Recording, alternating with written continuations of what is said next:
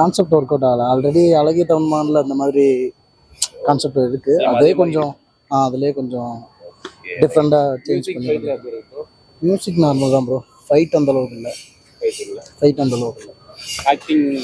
Acting okay தான். But one time watchable. Family ஆடியன்ஸ்லாம் பார்க்குற மாதிரி இருக்கா? ஃபேமிலி ஆடியன்ஸ் பார்க்கலாம். அந்தளவுக்கு ரொமான்ஸ் அந்த மாதிரிலாம் எதுவும் இல்லை. ஓகே. அவங்களுக்கு ஸ்டார் பிளட்டி பேக்கர் சரியா ஓடல. இந்த படம் இது கொஞ்சம் கஷ்டம் தான் ப்ரோ. இது கஷ்டம்.